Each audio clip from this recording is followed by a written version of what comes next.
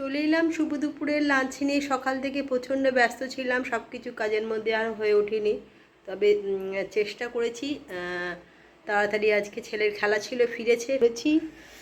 আজকে 14 শাক ভাজা খেতে হয় আর 14 প্রদীপ দিতে হয়। 14 শাক ভাজা, পটল ভাজা, এখানে আলু পোস্ত কালো জিরে দিয়ে করেছি, আর হচ্ছে চিকেন কষা হচ্ছে আজকে শুভ দুপুরের মেনু। তো চলুন, শুভ দুপুরের অনেক শুভেচ্ছা, ভালোবাসা।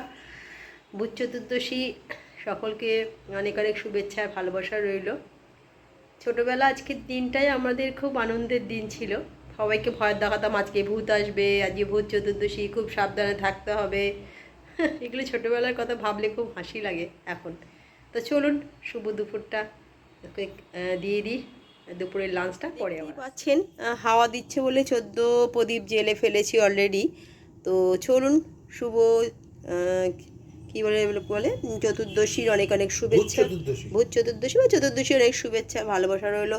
আর আমি দাঁড়িয়ে পড়েছি, এই যে আমি, ছেলে, বাবা, আজকের দিনে প্রণাম করে চলুন তারপরে যেখানে যেখানে দেবো আপনাদের অবশ্যই পরে দেখাচ্ছি। আমার জানলায় তুলসী মঞ্চর দিতে হয়, দিয়েছি।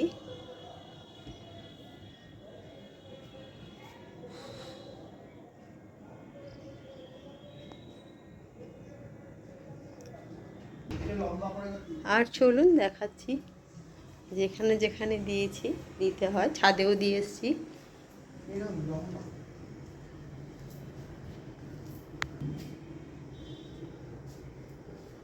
এখানেও দিয়েছি, দরজা গোড়ায় দিয়েছি।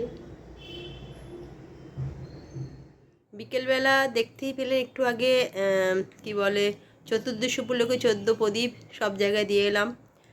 বাড়ির ঠাকুরের জায়গায়, তুলসী তলায়, ছাদে, ঘরের দুয়ারের সামনেই দিতে হয়। সব জায়গায় যেরম যেরম প্রতিবারেই দিই, আজকেও তার কোনো ব্যতিক্রম হয়নি, সব জায়গায় দিয়েছি। এই বেশ ভালো লাগে, আলো যখন দেওয়া হয় তখন একটু অন্যরকম লাগে। সরি। তো বেশ ভালো লাগছিল দিতে। আর তারপরে একটু চা নিয়ে চলে এলাম প্রত্যেক দিন পরে। তারপরে একটু এই যে চা নিয়ে চলে এসেছি 3 কাপ, প্রতিদিনই আনি। তো তারপর একটু বেরোবো বাইরে। তো যেটা বলছিলাম যে আজকে বলে নাকি ভূত চতুর্দশী। ছোটোবেলায় এই দিনগুলোর কথা মনে পড়লে খুব ভালো লাগে, একটু অন্যরকম ছিল। সবাই রাগাতো আজকে ভূতের দিন, ভূতরা চারিদিকে ঘুরে বেড়ায়, মানে যেটাকে আমরা কঙ্কাল বলি, সেই রকম নাকি চারিদিকে ঘুরে বেড়ায়। হ্যাঁ, আলক্ষ্মী বিদায় অনেকের বাড়িতে হয়, আজকে অনেকের বাড়িতে আলক্ষ্মী, মানে বলবো না বাঙাল যা এরকম যারা নাচেন, মানে বলতে নেই যদিও বাঙাল ঘটি। আচ্ছা, তাহলে তো আমি তাহলে জানি না, আমার হয়তো ভুল। তাহলে অনেকের বাড়িতে আজকে, বেশি করে মারোয়ারিদের বাড়িতে খুব আজকে লক্ষ্মী গণেশ পুজো হয় বড় করে। হ্যাঁ, বড় করে হয়। আর ওনারা বড় সব লাড্ডু বিতরণ করে। তারপরে কি বলে যেন বলছি ওটা, সোনপাপড়ি। বেশিরভাগ লাড্ডু আর মিঠাই বলতে গেলে হচ্ছে, আরে এইমাত্র বললাম সোনপাপড়ি, সব এরা সবাইকে দেয়। আলোয় আলোকিত করে সারা বাড়ি। তারপরে কাজু বরফি আমরা পেয়েছিলাম আগের বারে, তাই জন্যই বলতে পারছি। আর তার সঙ্গে হচ্ছে কি যেন আলোয় সারা বাড়ি সেজে ওঠে, যেটা খুব ভালো লাগে। এই কয়েকটা দিন এখন বেশ অন্যরকম লাগে। আলো জ্বালানো মানে একটা মানে প্রকৃতির মানে সন্ধেবেলার একটা পরিবেশ সুন্দর হয়ে ওঠে, যেটা দেখতেও ভালো লাগে, মনটাও ভালো লাগে।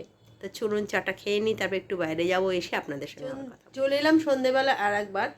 আমি বাড়িতেই ছিলাম, ওর বাবা আর ছেলে একটু বেরিয়েছিল। হচ্ছে ফুচকা,